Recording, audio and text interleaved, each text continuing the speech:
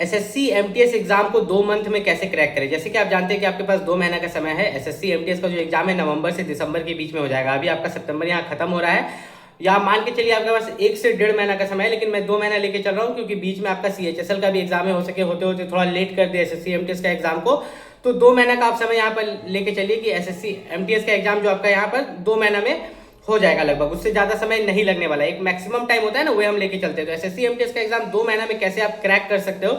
MTS में देखिए 2 तरह का पोस्ट होता है, एक आपका होता है हवलदार, एक होता है एमटीएस। ठीक है, हवलदार जो होता है उसमें आपको वर्दी मिलता है, एमटीएस में आपको वर्दी नहीं मिलता है। हवलदार में जो है आपको थोड़ा ड्यूटी हार्ड रहता है, एमटीएस में ड्यूटी उतना हार्ड नहीं होता है। अब यहाँ पर अगर बात करें तो एग्जाम जो मेनली बेस्ड है वो आपका जीके और इंग्लिश पर है, यही 2 सब्जेक्ट पर है। ठीक है, एक तरफ जीके है, एक तरफ इंग्लिश है। अब कुछ ऐसे बच्चे होंगे जिसका जीके बहुत मजबूत है, जीके में वो क्या करेगा 25 क्वेश्चन में 22 क्वेश्चन बना देगा, वहीं पर वो इंग्लिश में क्या कर रहा है मात्र 10 क्वेश्चन बना रहा है। फिर वहां दूसरा विपरीत बच्चा होगा जो इंग्लिश में 25 बना दे रहा है या 25 में 22 बना दे रहा है, और जीके में 5 को 10 को क्वेश्चन बना रहा है। ठीक है, तो यहीं पर आप फंस जाते हो, यहीं पर आप फंस जाते हो। यहाँ पर एसएससी एमटीएस निकालने का एक ही ट्रिक है, जो कि है आपका मेहनत और सिलेबस कंप्लीट करना, और उसके साथ साथ है कि दोनों सब्जेक्ट को बराबर लेके चलना। आप ही सोच के देखो कि अगर इंग्लिश भी आप 20 क्वेश्चन बनाते हो, जीके भी 20 क्वेश्चन बनाते हो, तो टोटल 40 क्वेश्चन बनाते हो। 40 दिया अगर आप करते हो तो 120 नंबर आपको आता है। कितना?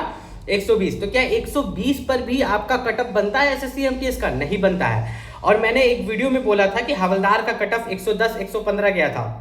आप पिछले साल का उठा के देख लो, पिछले 2 साल का उठा के देख लो, हवलदार का कट ऑफ किसी किसी स्टेट का, मैं सभी स्टेट्स की बात नहीं कर रहा, जैसे कि आपका गोवा, कर्नाटक, आप तो सभी स्टेट्स पोस्ट प्रेफरेंस में भरते हो ना, आपको तो नौकरी से मतलब है। जरूरी है कि आप झारखंड से झारखंड में चाहिए, बिहार से है तो बिहार में चाहिए, यूपी से है तो यूपी में चाहिए, मेन पहले नौकरी ना होना चाहिए। तो हवलदार में अगर आप चाहते हैं कि किसी भी स्टेट में हो जाए, तो अगर आप 110 से 115 के बीच में लाते हो तो आपको हवलदार में वहां पर मिल जाएगा। ठीक है, लेकिन एमटीएस के लिए, एसएससी एमटीएस का जो पोस्ट है उसके लिए कम से कम आपको 126 प्लस मार्क्स लाना होगा, जिसके हिसाब से आपको इंग्लिश में भी 22 क्वेश्चन बनाना होगा और जीके में भी 22 क्वेश्चन बनाना होगा। ये स्ट्रेटेजी को लेकर चलना होगा। अब यहाँ पर बात करते हैं कि आप जो जीके का सिलेबस है उसे कंप्लीट कैसे करेंगे। तो देखिए, जीके का सिलेबस को कंप्लीट करने के लिए, जीके तो महासागर है, कहाँ से पूछेगा पता ही नहीं चलता है। ठीक, तो उसको कंप्लीट करने के लिए एक ही उपाय है कि सबसे पहले लूसेंट, अगर आपने लूसेंट को पढ़ा ही नहीं है, अगर लूसेंट को आपने आधा भी नहीं पढ़ा है, लूसेंट को देखिए पढ़ने का तरीका होता है, उसमें सब चीज नहीं पढ़ा जाता है। ठीक, लूसेंट में आप पहले क्या कीजिए, प्रीवियस ईयर क्वेश्चन पेपर खोलिए। ठीक है, पिछला साल का क्वेश्चन पेपर सब खोलिए। शिफ्ट वाइज एग्जाम होता है ना जी, मान लीजिए एसएससी एमटीएस का एग्जाम 1 महीना चलता है, 30 दिन, हर दिन 3 शिफ्ट में एग्जाम होता है। ठीक, तो 3 या 4 शिफ्ट में एग्जाम होता है, 3 शिफ्ट मान के चलते, 3 शिफ्ट में एग्जाम होता है, तो 30 दिन एग्जाम होता है। तो 30 या 3 कीजिएगा तो यहाँ पर 90 को क्वेश्चन पेपर बन जाता है 1 साल का एग्जाम का। 1 साल में जब एग्जाम होता है तो 90 को अलग अलग क्वेश्चन पेपर बन जाता है। तो वे जितने भी शिफ्ट वाइज क्वेश्चन पेपर है वो तो आपके बुक में छपते हैं। ठीक, तो उसको आप मैच कीजिए, ठीक है, कि कौन सा क्वेश्चन आया प्रीवियस ईयर क्वेश्चन पेपर में, और लूसेंट का बुक में खोजिए कि अरे ये क्वेश्चन अच्छा यहाँ से पूछता है, लूसेंट बुक में यहाँ से पूछता है। तो उस एरिया से, जैसे कि कोई बुक और ऑथर के बारे में पूछा तो आपको पता चला कि बुक और ऑथर के बारे में पूछता है, जितना बुक और ऑथर है हम रट लेंगे। अवार्ड के बारे में पूछा, अवार्ड हम रट लेंगे। अच्छा, पॉलिटी से क्वेश्चन आया, पॉलिटी का इस पार्ट से आया, इस पार्ट को पूरे रट लेते, इस पार्ट से दोबारा कहीं से पूछा तो हम बना लेंगे। तो इस तरह से आपको लूसेंट कंप्लीट करना है। उसके बाद बात रहा करंट अफेयर। करंट अफेयर में आपको ज्यादा समय नहीं देना है। करंट अफेयर में आप आखिरी का 1 महीना, ठीक है, सिर्फ आखिरी का 1 महीना है, रोज 1-1 घंटा क्लास कर लीजिएगा, उससे ज्यादा करंट अफेयर में मत दीजिएगा। फंसे या ना फंसे उतना टेंशन लेने का जरूरत नहीं है।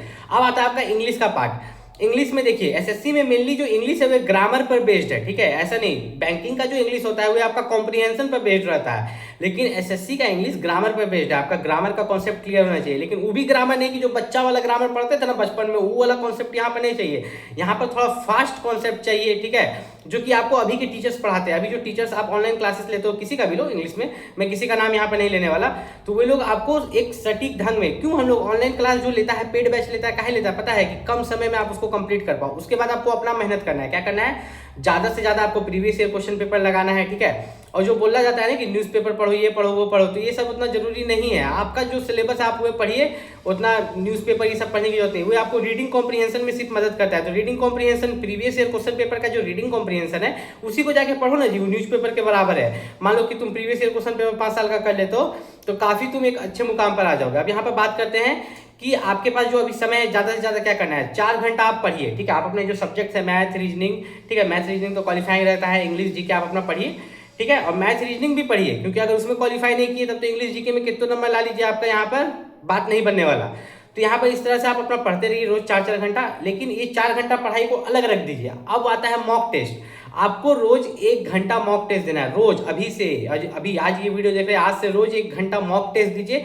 ये मॉक टेस्ट जब आप देना शुरू करेंगे ना और उसको एनालाइज करना शुरू करेंगे, जी मैं जीके में 10 गो क्वेश्चन काहे गलत हुआ, तो वहां से जाके पढ़िए, ठीक है, उस सेक्शन से जाके बुक से पढ़िए कि 10 गो क्वेश्चन काहे गलत हुआ, इंग्लिश से ही मेरा यही पार्ट में गलती काहे हो रहा है, उसको जाके वीडियो देखिए, बुक से पढ़िए, मजबूत कीजिए।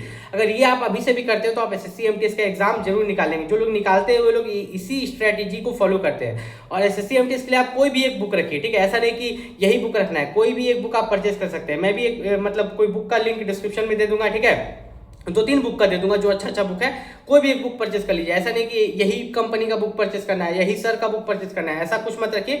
सब बुक एक के तरह का चीज छापता है, previous year question paper, mock test, सब बुक एक ही तरह का चीज यहाँ पर छापता है, कोई कुछ अलग यहाँ पर करके नहीं देता है, ठीक है। और साथ ही साथ मैं बता दूं, अगर आपको एसएससी एमटीएस से रिलेटेड कोई भी डाउट रहेगा तो मैंने एक फेसबुक बनाया है, ठीक है, वैभव शाश्वत एजुकेशन के नाम से, वैभव शाश्वत एजुकेशन के नाम से फेसबुक बनाया है। उसका लिंक भी मैंने इस वीडियो के डिस्क्रिप्शन में दे दिया। अभी उस पर 0 फॉलोअर होगा, ठीक है, क्योंकि मेनली आप लोगों के लिए बनाया मैंने अलग फेसबुक। मेरा जो मेन फेसबुक था वो वैभव शाश्वत था, जिस पर मैं रिप्लाई नहीं कर पाता हूँ, ठीक है, इसलिए मैंने एक अलग बनाया, वैभव शाश्वत एजुकेशन, एक पेज बना दिया है। वहां पर आप जाइए, फॉलो करिए, फॉलो करके अपना डाउट मैसेज कीजिए। आपको 1 से 2 दिन के अंदर में आपको वहां पर रिप्लाई मिल जाएगा आपके डाउट का।